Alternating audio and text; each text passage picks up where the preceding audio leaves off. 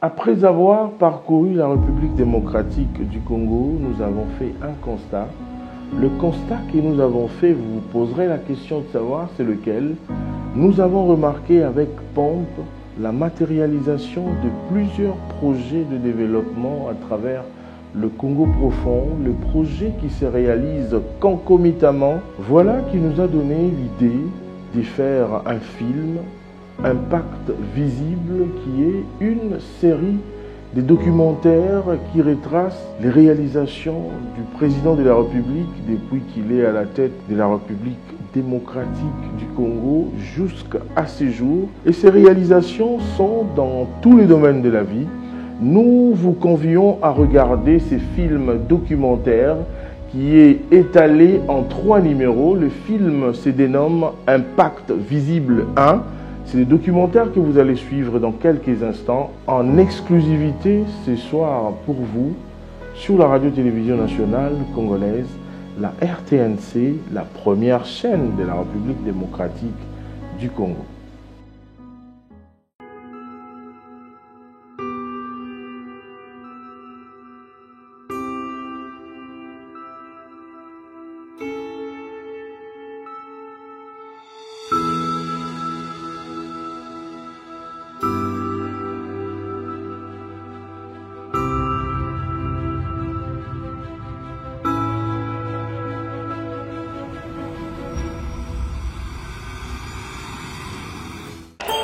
Pour la première fois, notre pays a organisé sur fonds propres, sans la moindre contribution financière extérieure, une triple consultation électorale. Néanmoins, notre dispositif électoral mérite des ajustements appropriés.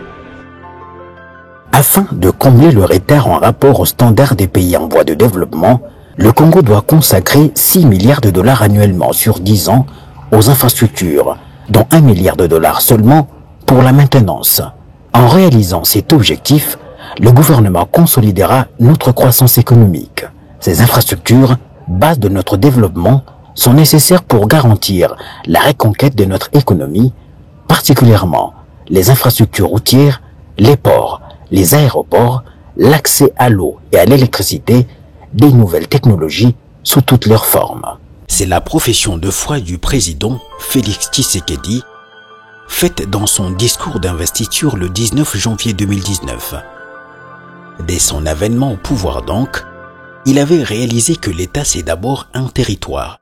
Et pour reconstruire l'État, il faut d'abord reconstruire le territoire. Au vu du diagnostic accablant faisant du Congo un pays écartelé, le président Félix Antoine Tshisekedi Tshilombo n'a pas attendu. Du fait des conciliabules politiciennes, la formation du gouvernement 8 mois plus tard pour lancer le vaste chantier de la reconstruction du pays. Nous sommes capables de construire plus de 5000 km de routes modernes au cours des 5 prochaines années. Le 2 mars 2019, soit 40 jours après sa prestation de serment, il a lancé au pied de l'échangeur de Limete, devant des milliers de Congolais, un plan d'urgence dénommé Programme des 100 jours.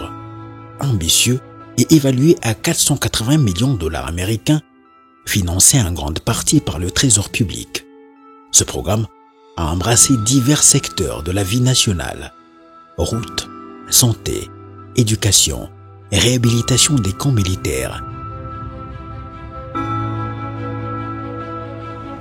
amélioration de la desserte en eau et électricité dans certaines grandes agglomérations du pays, dont la ville de Kinshasa. À Kinshasa, les sautes-moutons pour fluidifier la circulation sur certaines artères, particulièrement sur le boulevard du 30 juin.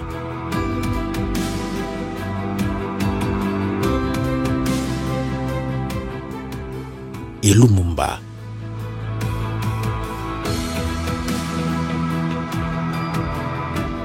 Ainsi que sur l'avenue de Libération, ex-24 novembre, était une curiosité.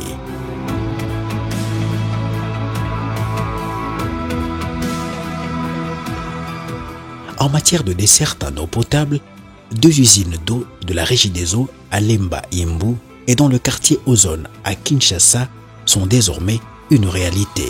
C'est une usine qui est venue pour nous. L'idée est pas même géniale, mais très géniale. Ce sont les gens qui doivent avoir de telles initiatives qui peuvent avancer les pays et faire voir en Europe que nous sommes aussi des gens comme eux.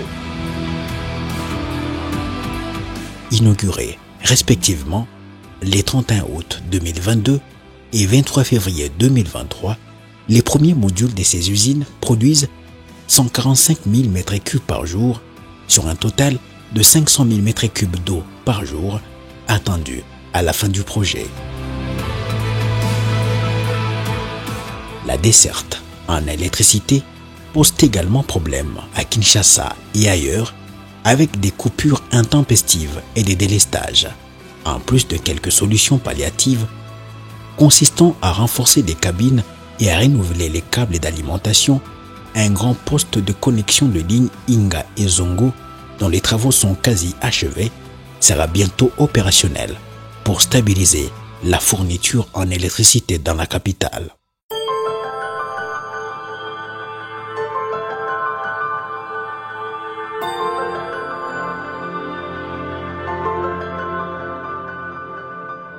La santé des populations n'était pas non plus en marge.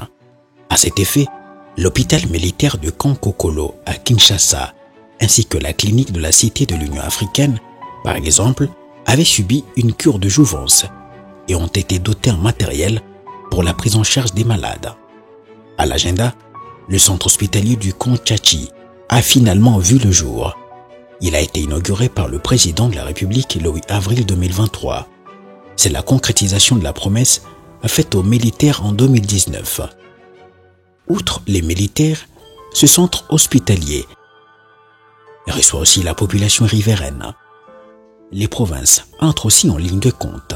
C'est le cas de l'hôpital général de référence Jason Senwe à Lubumbashi, construit en 1928, dont les travaux sont à leur terme. En guise de go, en rapport avec la gratuité de l'enseignement, programme phare du gouvernement qui a vu plus de 3 millions d'enfants congolais retrouver le chemin de l'école, 2 écoles étaient construites en un temps record en 2019. Il s'agit de l'Institut Mokwengeli dans la commune de Lemba et de l'école primaire du Kontchachi. Avec le plan de développement de 145 territoires, 1210 écoles primaires sont à construire et à réhabiliter, dont plus de la moitié sont déjà réceptionnées et opérationnelles au début de cette année scolaire 2023-2024. À la suite du programme de 100 jours, le président Félix-Antoine Tshisekedi Tshilombo a lancé le 1er avril 2021 le plan Tshilejelu, essentiellement tourné vers la modernisation des infrastructures routières. Ce plan prend en compte 142 km de voirie en vue de faciliter la mobilité dans les grandes agglomérations, dont 40 km dans la ville de Kinshasa et 100 km dans l'espace Grand Kasaï, principalement dans les villes d'Ombujimai et Kananga. Dans l'espace Kinshasa, ce projet est en train d'évoluer et nous avons déjà pour ce projet plus ou moins 20-22 km dans la ville de Kinshasa. Par contre, dans les Kasaï où on a eu à résilier, nous avions à peu près 6 km de routes qui étaient déjà asphaltées sur le 25. Et à Kananga, c'était faible. Il faut situer ça à plus ou moins aussi 5 km. À Kinshasa, plusieurs artères dans les anciens districts de Tchangu, Moamba, Funa et Lukunga sont en train d'être réhabilitées ou construites.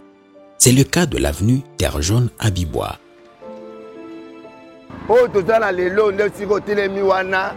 Bateli biso makadam pour l'état sanini akanisi biso pour na terre jaune oyoyo yango monite to pesa pe mokonzi mboka kitoko félicitations merci nae na o asala biso pour na kanisi na terre jaune oyo ndenge biso ba mota to koma laisse par rapport ne to zaki na bazeli kili donc musale ça ma kitoko félicitations mokonzi mboka. De l'avenue Kikwit qui relie désormais la commune de Lemba et celle de Kalamo par Yolo et est en passe de déboucher sur l'avenue ex-24 novembre dans la commune de Bandalungwa en traversant celle de Ngiringiri, de l'avenue Asosa à partir du marché Bayaka, dans la commune de Ngiringiri.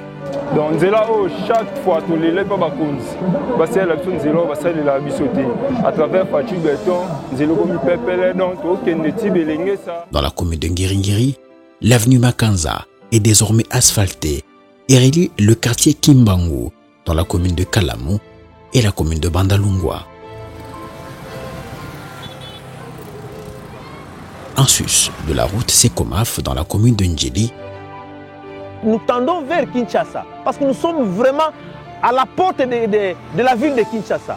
Parce que le président de la République est venu nous ramasser vers le bas et c'est comme ça qu'il nous a rehaussé et faire voir aux gens que nous sommes aussi des gens qui vivent comme des Quinois. C'est un marché que nous avons gagné vis-à-vis de l'autorité provinciale pour réaliser au moins 15 km. C'est un projet qui va jusqu'au-delà de Kassangoulou. Il y a partout des activités dans le secteur des infrastructures. Vous voyez les routes à travers les connexions des communes qui n'étaient pas connectées, qui n'avaient jamais connu d'asphalte. Aujourd'hui, c'est une réalité. Vous avez des ponts qui relient des communes, des zones à travers toute la République et vous vous rendez compte qu'il y a un travail réel qui se fait. Plusieurs avenues dans la commune de Kintambo sont en train d'être modernisées. Dans ce cadre, le camp Loka, une agglomération populeuse coincée entre les communes de Bandalungwa et de Selembao, défavorisée et reléguée en seconde zone depuis l'accession du pays à l'indépendance, est en train de connaître la fin de son calvaire. La principale artère, avenue du Cimetière, qui la traverse quasiment des part en part, est bétonnée et 3 ponts ont été jetés sur les 3 rivières qui s'érigeaient jadis en obstacle pour la mobilité des habitants, ainsi coupés des communes voisines de Bandalungwa, Selembao et Bumbu. Après, si maman a privilège, parce qu'il faut les cas, il faut les cas dans l'Ibaya. Donc, ce qui est bon, c'est que dans l'Ibaya, il faut les cas. Je remercie Papa Fati Béton. Aoumela Penza. Asala lisusu koleka oyo. Ebele tozalaki na bango bakufi. Ngai oyo namoni misala nyonso ya salisi. Na sepe na misala oyo. Tozalaki na sa maya na landu. Alongoli biso na se maya lipongo za okota maya. Yango na kumisi nzambe ndenge alongoli biso tokomi na likolo kuna. Topesi liboso merci pa nzambe atindi Petit Béton. Réaliser ce tel ouvrage, pour moi, c'est vraiment fantastique. On n'a jamais vu un tel ouvrage. Félix Antoine Tshisekedi Tshilombo, il a réalisé ce projet en 1 an. Allez-y comprendre, depuis Mobutu jusqu'à nos jours, on n'a pas pu réaliser cet ouvrage. Les Lobiens Bazoloba, les Saliens Bazosala. Nous avons besoin des Saliens. Moi j'ai toujours dit, comprendre ici. In fine, ces ouvrages vont participer de la révalorisation de ces quartiers déshérités et vont l'ouvrir à la partie est de la capitale et contribuer aussi au décongestionnement de l'avenue Kasavubu et ex-24 novembre, ainsi éviter des longs détours aux automobilistes.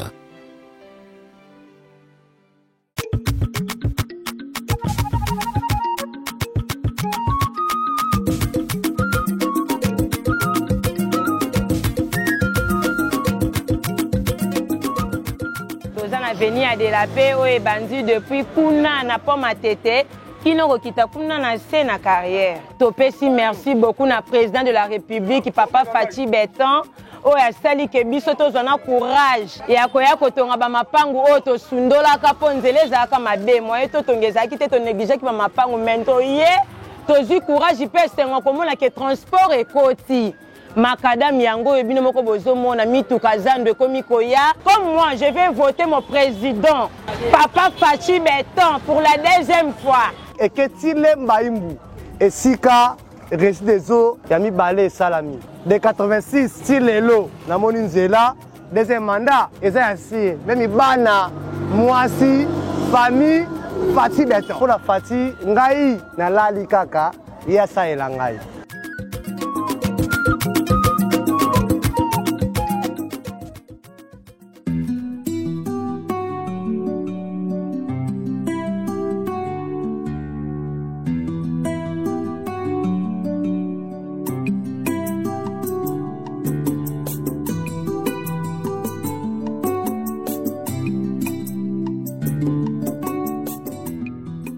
Nous sommes juste à Lemba, en face de la Fikine. Donc c'est qu'on était envahi par les eaux de la pluie.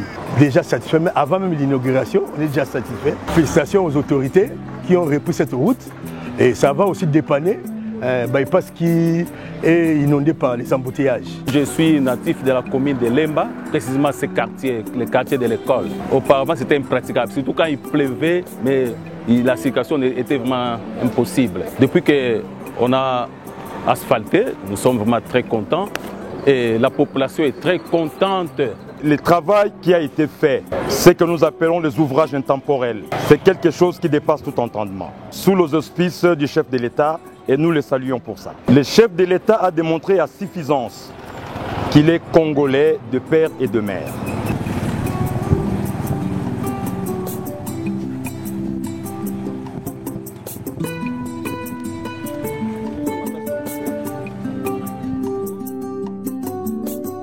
Ah, tout ça précisément la 13e rue industrielle. Tout ça qui a mboula sur Betty, poto. Tu vois comment on a un changement, banda mokonza mboka, babongisi nzela lelo ba société ba se retrouver. 13e rue. Ndenge zalaki, na ndenge komi, ça commenter. Nous sommes tous derrière. La voix du peuple, c'est la voix de Dieu. Avec le président Fati, il y a une amélioration. Les élèves qui étudient dans notre centre ici, ils pouvaient venir propres, mais ils rentraient sales. Aujourd'hui, c'est la fierté de tout le monde. À partir de première rue jusqu'à la 17e rue, il y a vraiment un grand changement.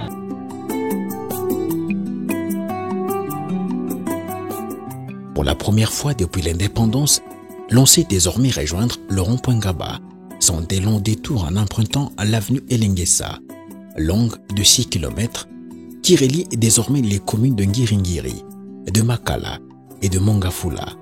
De même, dans la commune de Ngalima, l'avenue Zolana, dont les travaux sont à terme, va relier notamment la bourgade de Mboudi au quartier Upen, ce qui va éviter les longs détours de la route de Matadi. L'avenue Manifeste n'est pas en reste. Ah, tozana Malueka, avenue Zolana, nous sommes côté depuis 1982. Zamba, de la penda passe. Merci Mina Fati Béton. Namdengi sabine sami kitoko penza. Tondima tete prince kozala. To se bien le Fati Béton c'est na mboka na biso en tout cas na nzela na biso oyo et sungi biso makasi po biso to yeba montar na nzela oyo to sali boye po na kobula ba moto. To nyoka mina mambebele bemele to nzela donc yesa biso pédestre na motema. À Kinshasa, il y a d'autres projets connexes. C'est le cas de la route de Kimwenza, impraticable depuis des années du fait des érosions. Elle relie désormais l'université de Kinshasa à la bourgade de Kimwenza. Condamnée à des longues distances à pied, la population de ce coin a poussé un ouf de soulagement. Les véhicules réapparaissent.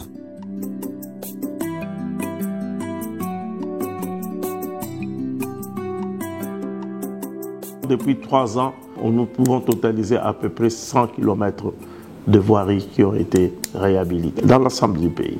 Ce qui est important, c'est cette volonté qui est affichée de pouvoir travailler, de pouvoir développer les infrastructures. C'est les jalons qui sont en train de poser. Avec l'avènement du président de la République, le chef de l'État, Félix Antoine Tshilombo, il y a des choses qui ont changé et ça continue. Enfin, le marché central est en train de renaître de ses cendres. Un marché moderne avec structure en étage pour contenir le trop-plein des vendeurs va ouvrir ses portes dans les tout prochains jours. Il n'est jamais trop tard. La ville de Kinshasa est enfin dotée d'un hôpital général de référence digne de ce nom, construit dans le style indigène de l'époque et jadis pareil à un hôpital de campagne. L'ex-hôpital Mamayemo, devenu un mouroir, n'a jamais connu une cure de jouvence ni d'extension. C'est désormais un hôpital moderne avec des bâtiments contemporains en étage, un cadre décent pour l'administration des soins médicaux aux Quinois et Quinois. Les services d'urgence et la morgue sont aussi modernes.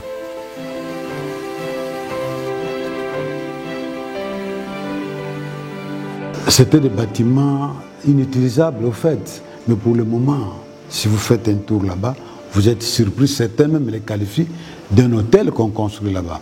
C'est revêtu en marbre.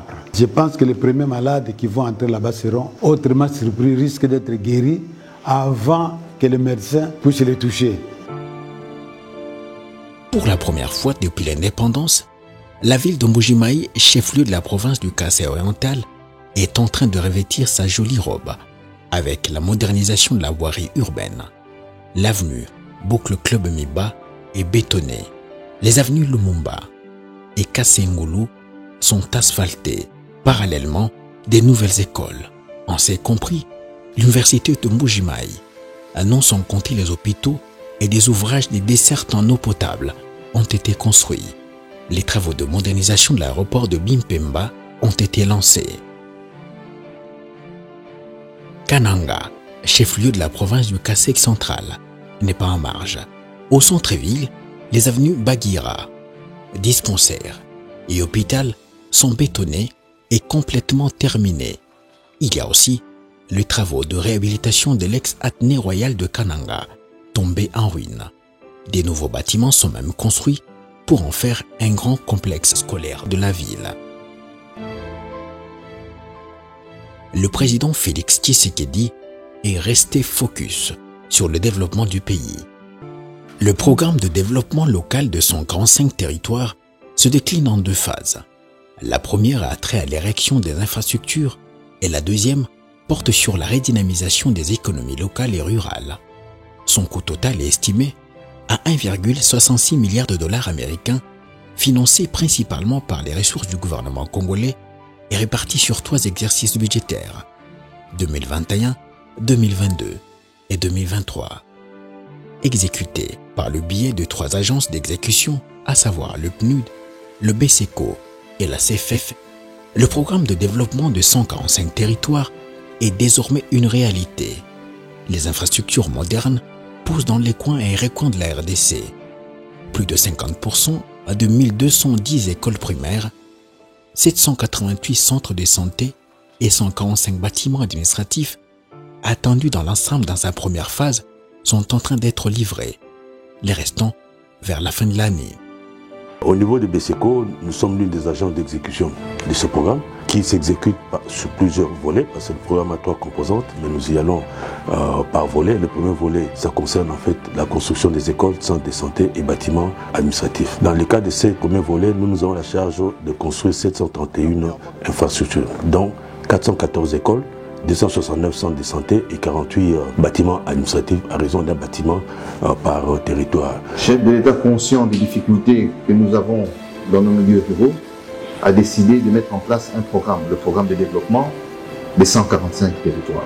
Aujourd'hui, ce programme est une réalité.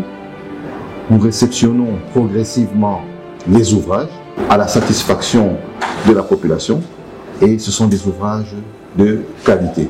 Aujourd'hui, nous ne pouvons que remercier son Excellence Monsieur le Président de la République parce qu'un tel programme, on ne l'a jamais rencontré dans notre pays. Un programme qui est exécuté à la base, au même moment et dans tous les territoires de la République.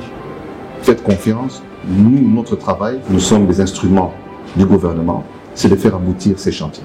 Voilà un président qui, depuis qu'il est là, dans le cadre notamment de PDL, le président a réalisé plus de choses que ses successeurs. À tout seigneur, tout honneur, il faut reconnaître ce qu'il a fait. Donc dans le domaine de la voirie, Kinshasa s'est transformé et on continue. Dans la foulée, le service national placé sous l'autorité du président de la République s'est affirmé comme un véritable outil de développement sous la poussée de son commandant, le général Jean-Pierre Kassongo Kabwik. Pendant plusieurs années, le service national était presque inexistant. Il n'existait que de nom. Mais du point de vue des activités, il n'y avait rien qui se faisait au niveau du service national. Le chef de l'État, c'est lui, le commandant suprême du service national, qui a sa vision pour la montée en puissance du service national. C'est de lui que je reçois les instructions et les orientations pour la bonne gestion du service national. Son engagement politique, son engagement personnel, c'est lui qui a permis que le service national soit à ce niveau. Je crois, depuis sa création, on n'a jamais atteint ces niveaux. Outre les exploits en matière de production du maïs qui s'accroît d'année en année, les anciens délinquants d'hier, appelés communément Kuluna, construisent des salles de classe et fabriquent des bancs. À coup d'encadrement, ces enfants perdus sont devenus utiles à la nation.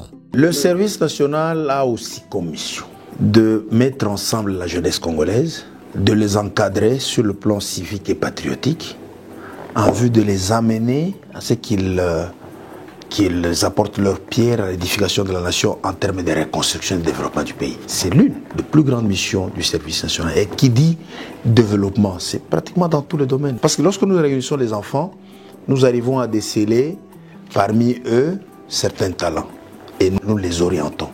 Avec la création de l'autorité de régulation de la sous-traitance dans le secteur privé, ARSP, dirigée de main de maître par le directeur général, l'honorable Miguel Kachal-Katambe, le président de la République, Félix Tshisekedi, traduit en acte sa volonté de booster les entrepreneurs locaux, parmi lesquels il espère créer des millionnaires. Cette vision salvatrice du président de la République, Félix Tshisekedi, qui vise à promouvoir la jeunesse congolaise, qui constitue aujourd'hui plus de 70% de la population congolaise en RDC, est portée par l'ARSP, sous la houlette du directeur général, l'honorable Miguel Katambe Kachal. Aujourd'hui, il y a la volonté politique. Et le cadre aujourd'hui est créé pour que l'entrepreneuriat dans notre pays puisse décoller. Et c'est déjà en train d'être décollé. Ça n'a jamais existé qu'un président de la République s'implique autant dans l'entrepreneuriat. Ça veut dire que les chefs de l'État croient à ce que ces entrepreneurs-là seront des grands contribuables à l'économie de notre pays. Et lorsque on crée de l'emploi, l'objectif c'est de réduire la pauvreté. Il n'y a pas d'enseignement fondamental qui est à l'ordre du jour. L'enseignement supérieur et universitaire aussi. À Kinshasa, les auditoires et hommes de l'université de Kinshasa, après plusieurs décennies de délabrement, ont été rétapés en un temps record, à la grande satisfaction de tous. Sa cité universitaire, désormais un complexe hôtelier de haut standing, a été requinqué. Des 9e Jeux de la francophonie tenus à Kinshasa, un rendez-vous réussi pour la jeunesse de plus de 40 pays du monde qui avait pris d'assaut la capitale congolaise. Kinlabel, plus de 15 millions d'habitants.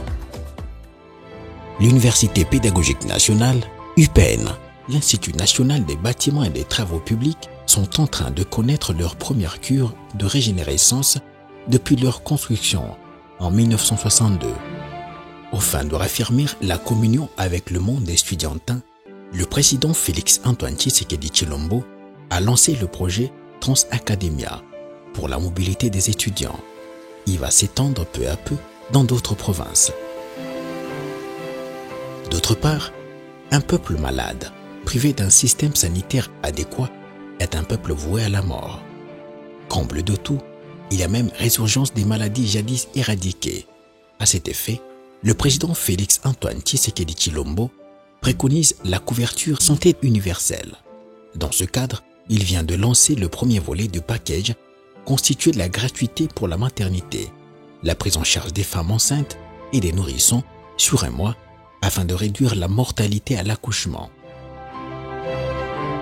D'autres infrastructures sont à mettre à l'actif du président Félix-Antoine Tshisekedi Tshilombo. C'est le cas du centre financier de Kinshasa, dont les travaux sont en phase finale. L'érection et la réhabilitation des infrastructures ayant abrité les 9e Jeux de la francophonie, les stades des Martyrs et Tata Raphaël ont été remis à niveau. Des gymnases et autres infrastructures sont sorties des terres. La ville de Kolwezi, dans la province du Lualaba, est en pleine modernisation.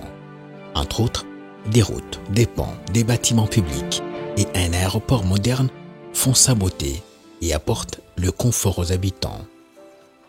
L'aéroport de Kisangani, victime de la barbarie de nos voisins qui se sont livrés par 2 fois la guerre sans merci dans cette ville, est en train d'être réhabilité. Un fait à souligner dans le cadre de ce vaste chantier de reconstruction, c'est que la quasi-totalité des ressources viennent du trésor public.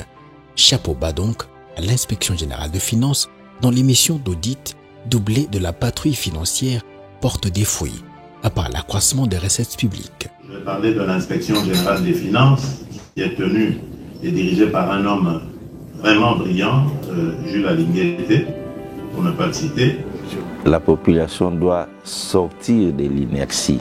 C'est-à-dire aujourd'hui, quand nous parlons des corrompus et des corrupteurs. Quand nous parlons des détourneurs, la population doit s'élever, les indexer et actionner ce que nous appelons la réprobation sociale, c'est-à-dire sanctionner socialement ces détourneurs. Donc notre population doit se réveiller, sortir de sa torpeur pour ouvrir l'œil et les bons, pour veiller à ce que les mauvais citoyens qui détournent l'argent public ne puissent plus revenir aux affaires au travers des jeux des élections. Mais d'abord, je ne peux que féliciter Jules Alinguete. Il fait un grand travail et il a, là où je parle ici de l'Assemblée nationale, du Parlement, au Palais du Peuple, il a le soutien de notre peuple. Chapeau bas aussi à l'équipe économico-financière du gouvernement, avec entre autres les ministres des Finances Nicolas Kazadi, du Budget Aimé Boji et du Plan Judith Suminoa-Toulouka, qui ont su donner les meilleurs d'eux-mêmes, sous l'encadrement du Premier ministre Jean-Michel Samalou Kondé. Il faut vendre les actions du chef de l'État. À l'intérieur du pays, il y a des choses qui se font. Les éléments de langage sont là. Et ces éléments de langage sont ses œuvres. Les œuvres vont parler. Au Congo central, nous avons rencontré des populations. On a surnommé le chef de l'État Vova Evanga. Vova Evanga veut dire il a dit, il a fait.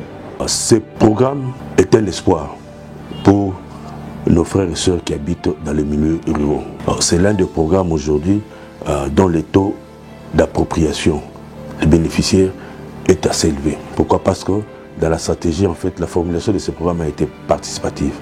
C'est-à-dire que les populations locales, les autorités locales étaient impliquées dans la formulation des priorités, mais également dans l'exécution de ce projet. J'appelle les jeunes à soutenir le président de la République dans son combat, à être derrière lui, à continuer de lui faire confiance. Quant à nous, ARSP, je pense que nous resterons toujours sur terrain avec eux, nous resterons toujours le plus près afin de pouvoir relever les défis, et ces défis qui est développer les secteurs privés, un noble combat du chef de l'État et qui demande le soutien de toutes et de tous. Sans la volonté politique, le patriotisme, le dévouement, l'abnégation et l'audace dont a fait montre le président Félix Tshisekedi, tous ces projets dont les résultats sont palpables en un temps record ne seraient que mirage. Comme pour dire que le chef de l'État a réalisé, c'est que les solidarités territoriales construites au moyen d'infrastructures et étayées par les présentations à travers les élections constitueraient le support sur lequel serait construite la nation. Comme pour dire que le chef de l'État a réalisé que les solidarités territoriales construites au moyen des infrastructures et étayées par les représentations à travers les élections constitueraient le support sur lequel se construirait la nation. Ce documentaire ne couvre pas l'ensemble de réalisations du chef de l'État. C'est juste un échantillon. Dans le prochain numéro, la suite de ses réalisations. Vous venez de suivre Impact visible, des documentaires qui retracent les réalisations du président de la République, Félix-Antoine Tshisekedi Tshilombo, qui est le candidat numéro 20 aux élections présidentielles de 2023. Les réalisations sont tellement nombreuses que nous n'avons pas pu tout mettre dans ce premier numéro. J'aimerais ici dire un grand merci à toutes les personnes qui nous ont aidés d'une manière ou d'une autre pour réaliser ces films que vous avez sûrement aimés. Je tiens à remercier le premier vice-président de l'Assemblée nationale, le professeur André Mbata Betukumesu, qui est secrétaire permanent de l'Union sacrée. Ici, j'aimerais remercier aussi le directeur général de l'ARSP, M. Miguel Cachel-Katem. Merci à l'IGF, l'inspecteur général des finances, M. Jules Alinguete Kei. Je tiens ici à remercier le directeur général de l'Office des voiries et drainage, OVD, l'ingénieur Victor Tumba Chikela. Merci au directeur général du BCECO, le bureau central de coordination, M. Jean-Mabi Moulumba, à Alain Lungungu Kisoso, qui est coordonnateur de la cellule des financements en faveur des États fragiles, la CFF. Merci au directeur général adjoint de la DGDA, M. Jean-Claude Kalenga. Merci au directeur général de la radio-télévision nationale congolaise, la RTNC, Madame Sylvie Elengue. Merci au général Kassongo Kabouik, commandant du service national. Merci au directeur général de Moderne Construction, M. André Bangoulou. Merci également à toute l'équipe du magazine RDC Infrastructure et Développement. Merci à l'agence AM Production qui a permis avec la logistique de réaliser ces documentaires. Enfin, j'ai dit merci à Madame mon épouse, Madame Déborah Mbouipinda, et à ma fille Allégresse. À vous également de partout où vous êtes. Nous vous disons merci, mais à rester scotchés, vous allez suivre la deuxième série et la troisième série.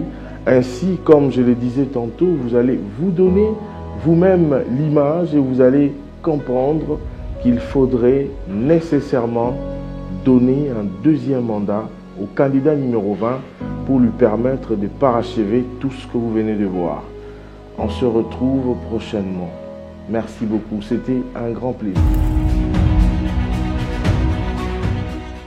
Fatih Beka, 5e président, 6e président. Fatih Beka, 5e président, 6e président.